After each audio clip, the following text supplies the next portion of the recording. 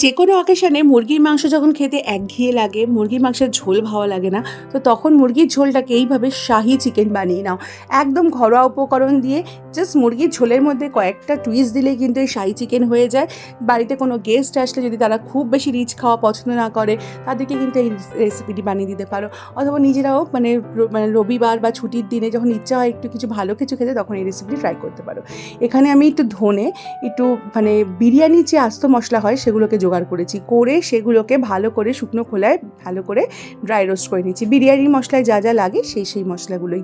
এবার এগুলোকে একটুখানি ভালো করে ড্রাই রোস্ট করে ভালো করে মিহি করে বেটে নিয়েছি। যদি মনে করো যে এই সব ঝামেলা, তাহলে কেনা বিরিয়ানি মশলা ইউজ করতে পারো। তবে কেনার থেকে মনে করি আমি এইভাবে বানিয়ে নেওয়া বেটার, কারণ এটা গন্ধটা বেশি ভালো হয়। এবার একটুখানি সর্ষের তেল গরম করে আলু দিয়ে, আলুটাকে নুন দিয়ে ভালো করে ভেজে নেব। আমি হলুদ দিচ্ছি না, হলুদ দিলে কি হয় না, তো কলাইয়ের তলাতে লেগে যায়। তো তার জন্য আমি আলু ভাজার সময় সাধারণত সব সময় একটু নুন দিয়ে আলুটাকে ভেজে তুলে নিই, কারণ সর্ষের তেলের জন্য কালারটা হলুদ চলেই আসে। তো আলুটাকে ভেজে নিয়ে তুলে নিচ্ছি। এইবার আমি আলুটাকে তুলে নেওয়ার পরে ওই তেলটার মধ্যে দিয়ে দেবো 1/2 টিস্পুনের মতো আস্ত জিরে, আর দিয়ে দেবো পেঁয়াজ কুচি দিয়ে পেঁয়াজটাকে ভালো করে ভাজবো। আচ্ছা, বিরিয়ানি মশলায় যা যা হয়, যেরকম এলাচ, শাহি এলাচ, শাহি জিরা, দারচিনি, লবঙ্গ, গোলমরিচ, আর লাগে এখানে আপনার মানে জয়িত্রী, জায়ফল। আচ্ছা, এবার পেঁয়াজটা ভাজা হয়ে গেলে দিয়ে দিচ্ছি আদা রসুন বাটা, দিয়ে দিচ্ছি 2 ছোটো সাইজের টমেটো, আর এখানে দেবো কাশ্মীরি লঙ্কার গুঁড়ো, ঝাল লঙ্কার গুঁড়ো, ধনে গুঁড়ো আর হলুদ গুঁড়ো। এইটুকুই মশলা দেবো, দিয়ে স্বাদ অনুযায়ী নুন দিয়ে এবার ওই যে বিরিয়ানি মশলাটা বানিয়ে রেখেছিলাম সেই মশলাটার মধ্যে অ্যাড করে দিচ্ছি। দিয়ে এবার এটাকে ভালো করে কষাবো, মোটামুটি যতক্ষণ না তেল ছেড়ে দেবে ততক্ষণ অবধি হাই ফ্লেমে মশলাটাকে আগে ভালো করে কষিয়ে নেবো। এই রান্নাটার যে আজকে যে মশলাটা বানিয়েছি সেটা কিন্তু একটা মেন ইনগ্রিডিয়েন্ট। অবশ্যই কিন্তু এইভাবে যদি বানিয়ে করতে পারেন তাহলে কিন্তু খেতে বেশি ভালো লাগবে। অনেক সময় বাজারে না আস্ত একসাথে বিরিয়ানি শুকনো মশলা বলে কিনতে পাওয়া যায়, ছোটো ছোটো প্যাকেট হয়, সেগুলোকে দিয়েও এটা করে নিতে পারেন। এবার তেল ছেড়ে দিলে এখানে আমি 1 কেজি মতো মাংস দিয়ে দিচ্ছি। মাংসটা কেটে ধুয়ে নিয়েছি, মুরগির মাংস দিয়ে করছি। রেসিপিটা কিন্তু পাঁঠার মাংস দিয়েও করা যায়।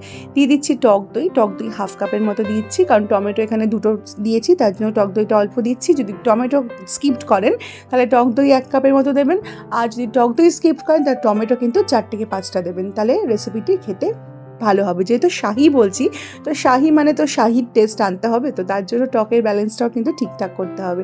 এবার মাংসটা ভালো করে কষানোর পালা।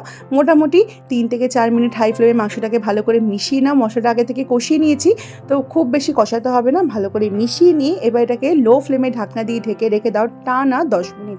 10 মিনিট রেখে দাও, দেখবে আর জল দেওয়ার প্রয়োজন পড়বে না। একটু গ্যাসে মানে ভালো করে ঢেকে রাখবে, যাতে কোনোভাবে ধোঁয়াটা না বেরোতে পারে। অটোমেটিক দই আছে, টমেটো আছে, দেখবে অনেকটা জল ছেড়েছে, দেখো কতটা জল ছেড়েছে। আর মাংসটাও কিন্তু 10 মিনিটের মধ্যে পুরো সেদ্ধ হয়ে গেছে। একদম গ্যাসের ফ্লেম লো করে 10 মিনিট বসিয়ে রাখবে।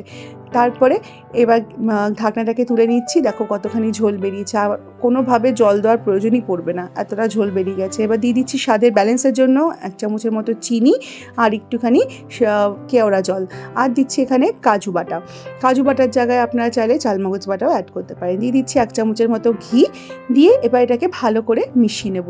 গরম মশলা দেওয়ার কোনো প্রয়োজন নেই রান্নাতে, কারণ অটোমেটিক আমরা বিরিয়ানি মশলা বানিয়ে দিয়েছি, সেটাই গরম মশলার কাজ করবে। লাস্টে একটু ঘি আর কাজু বাদাম দিয়ে এটাকে টানা ওই 3-4 মিনিটের মতো আরও ফোটাতে হবে। যদি আলু আমার মতো অ্যাড করেন তাহলে আলুটা ভেজে নিয়ে আগে তুলে রাখবেন, তারপরে এই সময় আলুটাকে অ্যাড করতে হবে। আলুটাকে দিয়ে ওই 3-4 মিনিট ফোটালেই, আলুটা তো অটোমেটিক ভাজার সময় অনেকটা ভেজে নিয়েছি, তো 80%-এর মতো, আর ওই 3-4 মিনিট ফোটালেই আলুটা সেদ্ধ হয়ে যাবে, আর মানে মাংসটাও কিন্তু রেডি। এবার যেটা করব, আলুটাকে দেওয়ার পরে একটুখানি কাঁচা লঙ্কা চেরা উপর দিয়ে দিচ্ছি, আর যেহেতু বলেছি আমি এটা ঝোল বানাচ্ছি তার জন্য 1/2 কাপের মতো জল দিচ্ছি, কিন্তু এটা কিন্তু দেওয়ার কোনো প্রয়োজন নেই। যদি আপনারা মনে করেন গামাখা ঝোল খাবেন বা কষা কষা ঝোল খাবেন, তাহলে কিন্তু এই জলটা দেবেন না, জাস্ট ওই আলু আর কাঁচা লঙ্কাটা দিয়ে লো ফ্লেমে ঢাকনা দিয়ে আরও 5 মিনিট রেখে দেবেন, তাহলে কিন্তু রান্না কমপ্লিট হয়ে যাবে। আমি যেহেতু আপনাদের ঝোল বলেছি তার জন্য একটু জল দিয়েছি, একটু কারি করার জন্য। এবার এটাকে 5 মিনিট ঢেকে রেখেছি, 5 মিনিট পর ঢাকনা তুলে নিচ্ছি। দেখুন মাংস কিন্তু একদম রেডি, আলু সেদ্ধ, একদম পরিবেশনের জন্য প্রস্তুত। রেসিপিটি ভীষণই সহজ, যে কোনো অকেশনে করতে পারেন, বা যে কোনো বাড়িতে গেস্ট আসলে করতে পারেন, অথবা নিজেরাই ছুটির দিনে বাড়িতে এইভাবে মাংসটা ট্রাই করতে পারেন। অনেক সময় একঘেয়ে মাংস খেতে ভালো না লাগলে এইভাবে রান্নাটা করে নেওয়া যায়। আর এই রেসিপিটা কিন্তু আমি চিকেন দিয়ে দেখাচ্ছি বলে কিন্তু ভাববেন না শুধু চিকেন দিয়ে হবে, মাটন দিয়ে করে নেওয়া যায়। চলো আজকের মতো এই পর্যন্তই, টাটা।